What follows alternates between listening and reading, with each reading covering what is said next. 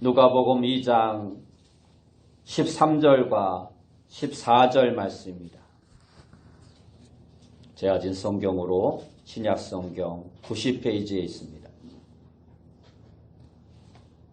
누가복음 2장 13절과 14절 말씀 제가 봉독해 드리겠습니다.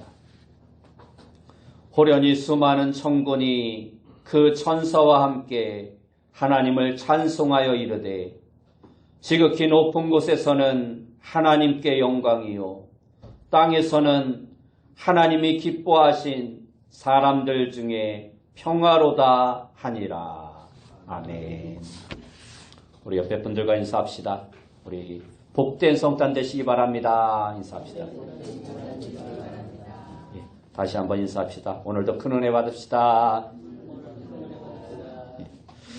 오늘 우리가 읽은 말씀을 통해서 하늘에는 영광, 땅에는 평화, 하늘에는 영광, 땅에는 평화라는 제목으로 함께 은혜의 말씀을 나누길 원합니다.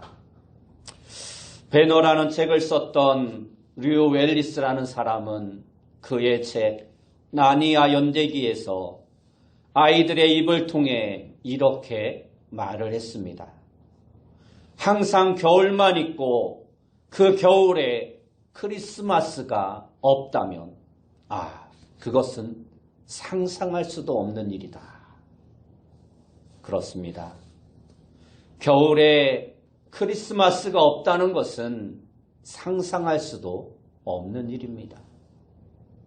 어릴 적 이 크리스마스와 관련한 추억이 없는 사람은 아마도 한 분도 없을 것입니다. 크리스마스를 통해서 많은 사람들이 예수님에 대해서, 교회에 대해서 많은 친숙함을 가지게 되었습니다. 그러나 사실 우리가 지키고 있는 이 크리스마스는 실제 예수님의 탄생일이 아닙니다. 성경에는 예수님께서 몇 날 며칠에 태어났는지 기록되어져 있지 않습니다.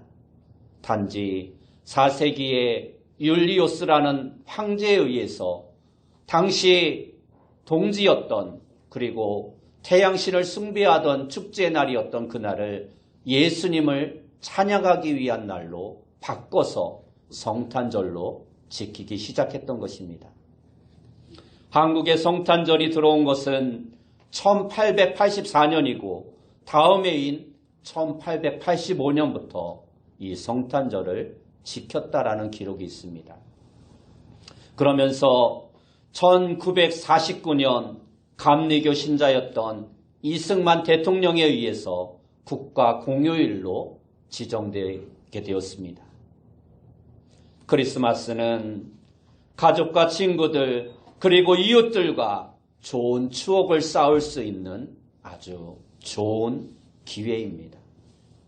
그러므로 성도들은 이 크리스마스를 의미 있고 아름답게 보내도록 잘 계획해야 합니다. 해마다 성탄 시즌이 되면 올해는 어떠한 설교를 할까 고민을 하게 됩니다. 예수님의 탄생을 좀 더 의미 있는 선물로 교회 성도들과 함께 나누고 싶은 마음이 간절하기 때문입니다.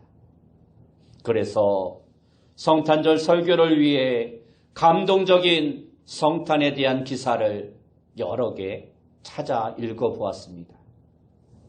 그러다 올해 설교 주제와 맞는 한 가지 이야기를 찾아냈습니다. 로덴가리의 단편소설 새들은 페루에 가서 죽다라는 책에 나오는 벽이라는 글에 나온 내용입니다. 런던 경찰국 소속 법의학자가 한 해의 마지막 날인 12월 31일 한 사망 사건을 접하게 됩니다. 아주 허름한 동네의 단칸방에서 20살 청년이 목을 메어 자살한 사건이었습니다. 침대와 탁자에는 그가 쓴 유서가 남겨 있었는데 그 자살의 이유가 매우 슬펐습니다. 이 청년은 옆방에 사는 아름다운 아가씨를 짝사랑했습니다. 그 아가씨는 너무나 예뻐서 이 청년은 감히 그에게 좋아한다고, 사랑한다고 고백조차 하지 못했습니다. 그러던 어느 날 옆방 여성의 침대에서 삐걱거리는 소리가 들려오고 작은 신음소리가 들려왔습니다. 그 소리는 무려 1시간 동안이나 계속되었습니다. 그러자 그 청년은 더 이상 참을 수 없었습니다. 그렇게 유일한 희망이었던 그녀에 대한 기대를 잃어버리자 청년은 자살을 선택하고 만 것입니다. 법의역자는 호기심이 생겼습니다. 도대체 옆방에 있는 처녀가 얼마나 아름답기에 이 청년이 이러한 극단적인 선택을 했을까? 그는 집주인을 불러 함께 옆방의 문을 두드렸습니다. 옆집 청년의 자살 사건에 대한 조사를 핑계로 그녀의 얼굴을 한번 보고 싶었기 때문입니다. 그러나 그들이 아무리 문을 두드려도 여자는 나오지 않았습니다. 결국 주인이 열쇠를 가지고 와 문을 열었더니 그 여자는 이미 독약을 먹고 죽어 있었습니다. 침대 옆에 유서가 쓰여 있는데 그 여인이 죽은 이유는 더 이상 고독을 견딜 수 없어 스스로 자살을 택한 것이었습니다.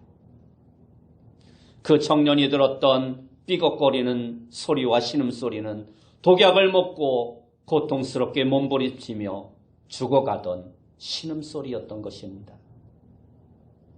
얇은 벽 하나가 이러한 비극을 불러왔던 것입니다. 이처럼 이 세상에는 소통을 방해하고 진심을 오해하게 하는 벽이 참으로 많다라는 것을 우리는 알아야 합니다. 오늘 본문의 말씀은 하늘과 땅, 세상과 세상 사이에 있는 벽을 허물어 하나님과 인간 사이에 소통을 이루게 하시고 생명을 살리신 예수 그리스도의 탄생에 대한 말씀이 기록되어져 있습니다. 오늘 말씀을 통해서 우리는 두 가지의 영적인 교훈을 생각해 볼 수 있습니다. 첫 번째 교훈은 예수 그리스도는 하늘과 땅을 가로막고 있는 무소통의 벽을 허무셨다라는 것입니다. 세상에는 많은 오해의 벽이 있습니다. 고양이와 개는 서로 앙숙이다라고 잘 알려져 있습니다. 그 이유가 무엇인지 아십니까? 개는 반가우면 꼬리를 들고 흔듭니다. 그런데 고양이는 꼬리를 세우는 것이 전투적인 싸움의 자세입니다. 그렇기 때문에 서로 앙숙이라 생각하는 것입니다. 남녀의 소통 방법에도 이처럼 많은 차이가 있어 때로 많은 오해를 가져오게 됩니다. 그러나 인간이 가지고 있는 가장 심각한 오해는 바로 하나님에 대한 오해입니다. 하나님에 대한 오해는 이 땅의 삶뿐만 아니라 죽음 이후의 삶계까지도 회복할 수 없는 비극과 재앙을 가져다 주기 때문입니다. 영국 옥스퍼드 대학의 생물학 교수인 리처드 도키슨 교수는 현대의 대표적인 무신론자 가운데 한 사람입니다. 그는 영국 인본주의자 협회와 3억 원의 자비를 투자해서 크게 버스 광고를 냈습니다. 영국 전역의 버스 800대에 다음과 같은 광고를 붙였던 것입니다. 그 광고의 내용은 이렇습니다. 하나님은 없습니다. 그러니 걱정 말고 삶을 즐기시기 바랍니다. 하나님은 없습니다. 그러니 걱정 말고 삶을 즐기시기 바랍니다. 이 글에는 그들이 오해하는 두 가지 사실이 있습니다. 첫째는 하나님의 존재가 우리의 행복과 자유로운 삶에 방해가 된다라는 것이고, 둘째는 사람들이 하나님이 없다고 생각하고 자기 마음대로 살면 행복하고 즐거울 것이라는 오해입니다. 그러나 이것은 하나님에 대한 아주 심각한 오해입니다. 사람들은 자기 마음대로 살면 행복할 것 같지만 오히려 사람들은 자기 마음대로 살 때 더욱더 큰 허무에 빠지게 된다고 합니다. 왜 사람들이 하나님을 섬기는 것을 자유가 없고 침울하고 딱딱하고 불행한 것으로 생각하고 있을까요? 그것은 바로 사단이 하나님을 왜곡했기 때문입니다. 그래서 이 세상은 하나님에 대한 오해로 어두워져 있습니다. 그러므로 어두워진 세상이 밝아지고 이 세상이 하나님이 창조하신 본연의 모습으로 돌아가도록 하기 위해서 우리는 이 사단의 거짓 세력을 물리쳐야 하는 것입니다. 예수님께서는 이 땅에 오셔서 하나님이 어떠한 분이신지를 온전히 보여주셨습니다. 그리고 하늘과 땅을 분리했던 오해의 벽,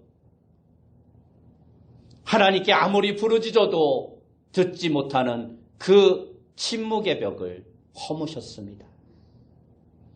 오늘 본문의 앞구절엔 천사가 목자가 나타나 이렇게 전하고 있습니다. 10절 말씀에 보면 천사가 이르되 무서워하지 말라. 보라, 내가 온 백성에게 미칠 큰 기쁨의 좋은 소식을 너희에게 전하노라 하고 말씀하고 있습니다. 이처럼 예수님이 이 땅에 오신 것은 큰 기쁨의 좋은 소식입니다.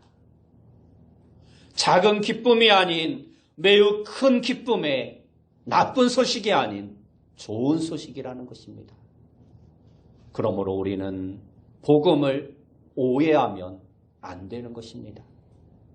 복음은 예수 그리스도가 이 땅에 오셨다는 큰 기쁨의 좋은 소식인 것입니다. 하나님이 인간의 몸을 입으시고 이 땅에 오셨습니다. 그 예수님은 사람들의 삶을 행복하게 변화시키는 능력을 가지고 오셨습니다. 사람을 어둡게 만들고 속박하고 불행하게 만드는 종교는 절대 큰 기쁨의 좋은 소식이 될 수 없는 것입니다. 세상에는 그리스도의 품성에 대하여 잘못된 생각을 가진 사람들이 참으로 많습니다. 그들은 생각하기를 예수님은 죄에 대하여 엄하고 가혹하게 심판하시는 분이라 생각합니다. 그래서 많은 기독교의 비평가들이 기독교인의 신앙을 장례식장과 같은 종교로 이야기하는 경우가 많습니다. 하나님은 심판의 하나님이시기에 기독교인들은 항상 두려움 가운데 아무것도 못하고 자기 마음대로도 못하고 늘 장례식장과 같은 분위기로 두려움 가운데 예배를 드린다는 것입니다. 그렇게 생각하기 때문에 리처드 돈키슨 교수처럼 이제 하나님은 없으니 자유롭고 행복하게 살라고 말하는 것입니다. 이처럼 오늘날 복음에 대하여 신앙에 대하여 하나님과 예수님에 대하여 오해하고 있는 사람들이 얼마나 많은지 모릅니다. 그들의 얼굴 표정에는 웃음기가 없습니다. 또한 예수님에 대하여 잘 알지 못하는 사람들은 예수님은 울기는 많이 하셨으나 웃는 일이 거의 없으셨다라고 말씀하고 있습니다. 그러나 예수님은 모든 인류의 고통을 해결하시기 위해 이 땅에 오셔서 십자가를 지실 것을 아셨지만 그럼에도 불구하고 예수님은 모든 죄인들과 병자들과 수많은 아픔을 가지고 오는 자들을 기쁨으로 다 맞이해 주셨고 그들의 문제를 해결해 주셨으며 근심과 걱정과 불안에 떠는 자들에게 참된 평화와 안식과 위로를 가져다 주셨습니다. 이 모든 것은 예수님이 위로와 사랑과 기쁨과 평화의 근본이 되시기 때문입니다. 골로새서 1장 20절 말씀에 보면 그의 십자가의 피로 화평을 이루사 만물 곧 땅에 있는 것들이나 하늘에 있는 것들이 그로 말미암아 자기와 화목하게 되기를 기뻐하심이라 말씀하고 있습니다. 예수님의 십자가 희생으로 하나님과 화목한 화해가 온전히 이루어졌던 것입니다. 우리 모두는 본래 진노의 자녀였으나 그리스도의 피로 말미암아 하나님과 화평한 하나님의 자녀가 된 것입니다. 에베소서 2장 14절 말씀에도 보면 그는 우리의 화평이신지라 돌로 하나를 만드사 원수된 것 곧 중간에 막힌 담을 자기의 육체로 허시고라고 말씀하고 있습니다. 하나님과 우리 사이에 막힌 담을 벽을 허무셨다라고 말씀하고 있는 것입니다. 두 번째 교훈은 예수 그리스도는 하늘에는 영광, 땅에는 평화를 가져오셨다라는 것입니다. 누가복음 2장 10절의 말씀을 다시 보면 천사가 이르되 무서워하지 말라.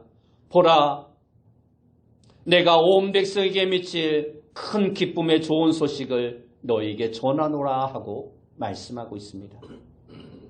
여기서 큰 기쁨의 좋은 소식이란 헬라어로 유앙겔리온이라는 단어입니다. 이 단어는 신약 성경에만 약 53회 정도 기록되어져 있습니다. 그런데 이 단어는 당시 로마 황제나 왕의 아들이 태어났을 때 전국에 전하며 외치는 소리를 가리키는 용어였습니다. 고대 사회에서 왕의 가문에 아들이 태어난다라는 것은 곧 왕권의 안정을 의미하는 매우 기쁜 소식이었습니다. 왕에게 자식이 없으면 나라 전체가 위태롭습니다. 왕을 이을 사람이 없으면 권력 투쟁이 일어날 수밖에 없기 때문입니다. 그래서 국가의 안위가 보장될 수 없는 것입니다. 뿐만 아니라 한 나라의 왕이 후계자가 없이 죽으면 주변의 다른 나라에서도 왕이 없는 기회를 틈타서 침략할 수 있습니다. 그래서 왕의 집안에 아들이 태어난다라는 것은 대단히 기쁜 소식이었습니다. 그래서 전령꾼들은 말을 타고 혹은 배를 타고 전국을 다니며 왕자의 탄생을 선포했는데 이 선포가 바로 뉴앙겔리온이라는 단어였던 것입니다. 이처럼 하나님의 독생자 아들 예수 그리스도의 탄생은 전 세계에 신속하게 전해야 할 큰 기쁨의 영광스러운 소식인 것입니다. 요한계시록 14장 6절 말씀에 보면 또 보니 다른 천사가 공중에 날아가는데 땅에 거주하는 자들 곧 모든 민족과 종족과 방언과 백성에게 전할 영원한 복음을 가졌더라 말씀하고 있습니다. 여기에서 나오는 이 영원한 복음이라는 말도 바로 유앙겔리온이라는 말입니다. 이 예수 그리스도의 복음 외에 다른 복음을 전하는 자는 성경은 저주를 받을 것이라 말씀하고 있습니다. 갈라디아서 1장 8절과 9절 말씀에 보면 그러나 우리나 혹 하늘로부터 온 천사라도 우리가 너희에게 전한 복음 위에 다른 복음을 전하면 저주를 받을지어다. 우리가 전에 말하였거니와 내가 지금 다시 말하노니 만일 누구든지 너희가 받은 것 외에 다른 복음을 전하면 저주를 받을지어다 하고 말씀하고 있습니다. 이처럼 예수 그리스도께서 이 땅에 인간의 몸을 입으시고 오셨다는 사실은 천군 천사들의 찬양이 되고 이 땅에 구원받을 사람들의 영원한 찬양이 되는 것입니다. 이 복음에서 제외되는 사람은 단 한 사람도 없습니다. 그러므로 이 세상 땅끝까지 모든 사람에게 전해야 하는 것이 바로 복음인 것입니다. 예수님의 탄생의 기쁜 소식인 것입니다. 그래서 사도행전 1장 8절 말씀에 보면 오직 성령이 너희에게 임하시면 너희가 권능을 받고 예루살렘과 온 유대와 사마리아와 땅끝까지 이르러 내 증인이 되리라 하시니라 말씀하셨던 것입니다. 이 복음이 가장 먼저 전해졌던 대상, 가장 먼저 예수님을 만났던 사람들이 누구였습니까? 그들은 목자였습니다. 그들은 세상에서 소외된 소외계층이었습니다. 이들은 양들과 벌판을 떠도는 비천한 신분으로 당시 사회에서는 목자들은 정당한 일원으로도 여겨지지 않았습니다. 심지어 목자들은 당시 법정에 법정 증인으로 세울 수도 없었습니다. 증인의 자격이 없다라는 것입니다. 그 다음으로 아기 예수님을 본 사람들은 시몬과 안나였습니다. 이들은 나이가 많고 늙어서 이미 사회의 기득권 중심에서 멀어진 생산성이 없는 사람들이었습니다. 그리고 그 다음은 이방 사람들이었던 동방박사들이었습니다. 유대인들은 기도할 때 이렇게 기도했다고 합니다. 하나님, 짐승으로도 여자로도 이방인으로 태어나지도 않은 것을 감사합니다. 이처럼 당시 사회에서 여자들과 이방인은 짐승과 같은 취급을 받았습니다. 그런데 이처럼 세상 사람들이 무시하고 별로 관심을 갖지 않는 소외계층의 사람들에게 가장 먼저 복된 소식이 전해졌던 것입니다. 이것은 예수님의 복음의 은총은 그 누구도 제외지지 않는다는 사실을 우리에게 보여주고 있는 것입니다. 오늘 본문의 말씀 누가복음 2장 13절과 14절의 말씀을 보면 호련히 수많은 천군이 그 천사들과 함께 하나님을 찬송하여 이르되 지극히 높은 곳에서는 하나님께 영광이요 땅에서는 하나님이 기뻐하신 사람들 중에 평화로다 하니라 하고 말씀하고 있습니다. 이 말씀에는 예수 그리스도의 탄생이 두 가지의 큰 의미를 가지고 있음을 우리에게 말씀해 주고 있습니다.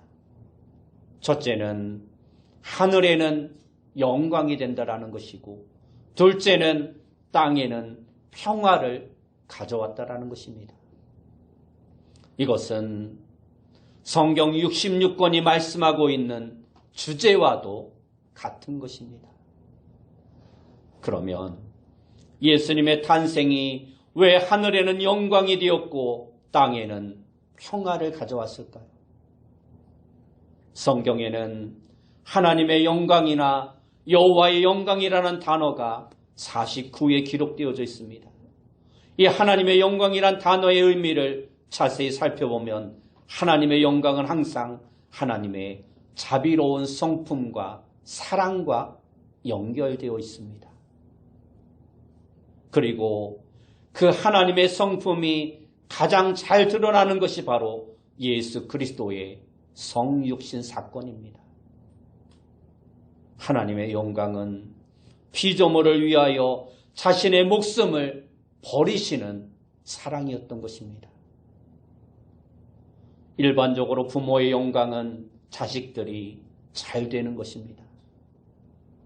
이처럼 하나님은 당신의 독생자 외아들 예수 그리스도의 공로를 우리에게 주셔서 우리를 구원하시기를 원하셨습니다. 그러므로 오늘날 우리가 이 땅 가운데에서 그분의 뜻을 이루는 것, 곧 다른 사람들을 하나님께 인도해서 구원받도록 하는 것이 우리가 하나님께 영광을 돌릴 수 있는 일임을 우리는 깨달아 알아야 합니다. 다음으로 예수님의 탄생은 이 땅에 평화를 가져왔습니다. 이 평화라는 단어는 헬라어 원어로 에이레네라는 단어입니다. 이것은 구약 성경에 250회 이상 나오는 샬롬이라는 단어를 헬라어로 에이레네라고 표현한 것입니다. 샬롬이라는 단어는 본래 성경에 나오는 모든 축복을 포함하고 있는 단어가 바로 샬롬이라는 단어입니다. 그런데 이 샬롬은 항상 관계와 연관을 맺고 있습니다. 나와의 관계, 사람과 사람 사이와의 관계, 사람과 사회와의 관계, 나라와 나라와의 관계, 사람과 자연과의 관계 등 관계에서 누리는 평화가 바로 샬롬인 것입니다. 이 샬롬은 하나님께서 우리 가운데 임재하실 때 누리는 가장 큰 축복을 말씀하고 있는 것입니다. 한국과 터키에 대한 이야기가 있습니다. 터키 사람들은 대부분 한국을 형제의 나라라고 생각하고 있다고 합니다. 그래서 한 터키 방송이 길거리에서 터키에 대해 어떻게 생각하는지 터키에 살고 있는 한국인들에게 물었습니다. 그런데 대부분의 한국 사람들은 터키에 대하여 별로 아는 것이 없다라는 것입니다. 관심이 없다라는 것입니다. 그 방송 이후 터키인들은 자신들이 한국이라는 나라를 짝사랑하는 것이라고 생각했다고 합니다. 그리고 이러한 생각이 더욱 굳어진 사건이 2번 있었다라고 합니다.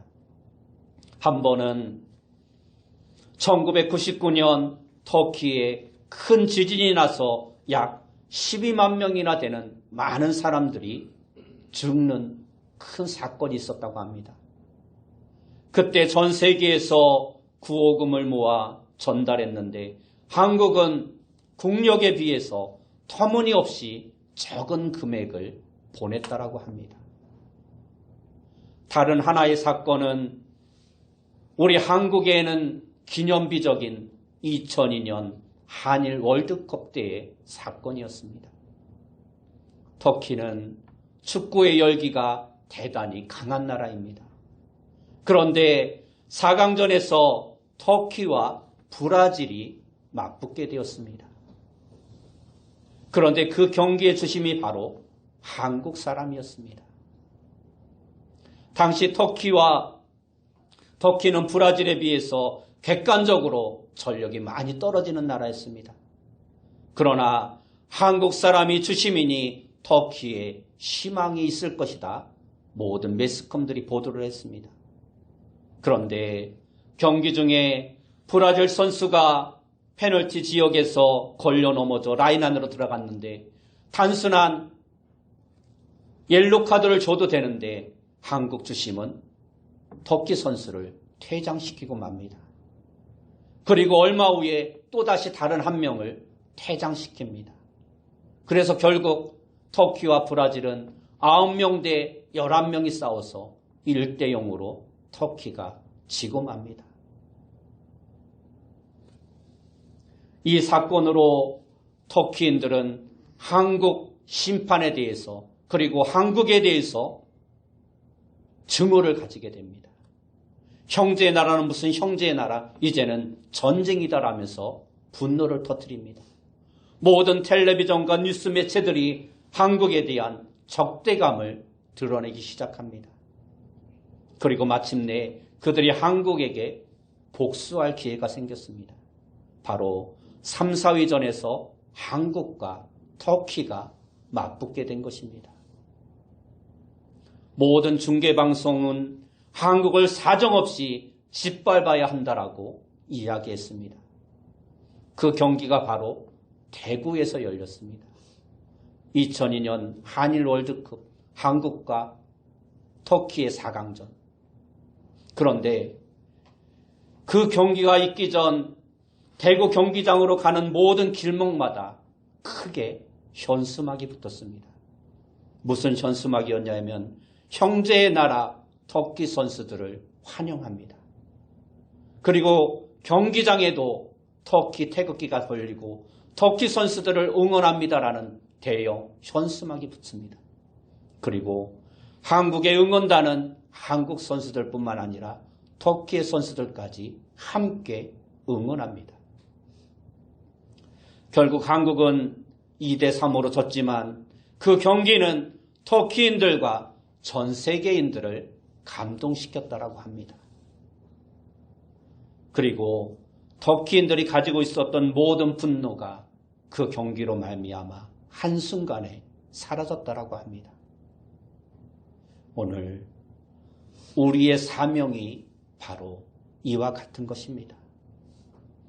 많은 사람들이 하나님에 대하여, 교회에 대하여, 기독교에 대하여 오해하고 있습니다. 이제는 단순한 오해 정도가 아니라 하나님과 교회와 기독교에 대하여 증오를 가지고 많은 비판을 퍼붓는 사람들이 점점 늘어나고 있습니다. 우리는 그들이 품고 있는 그 오해를 풀어주는 자가 되어야 합니다. 예수 그리스도가 이 땅에 오신 이유를 그들에게 바로 전달해주는 그러한 복음의 사도가 되어야 하는 것입니다. 우리 죄인들을 위하여 피 흘려 돌아가신 예수 그리스도의 십자가의 사랑을 온전히 전하는 자가 되어야 하는 것입니다. 그래서 그 크신 하나님의 사랑에 그들이 마음의 문을 열고 그 사랑에 감동하여 하나님의 사랑을 받아들이는, 그래서 하나님의 구원을 체험하게 하는 그 사명이 바로 오늘 우리에게 있는 것입니다.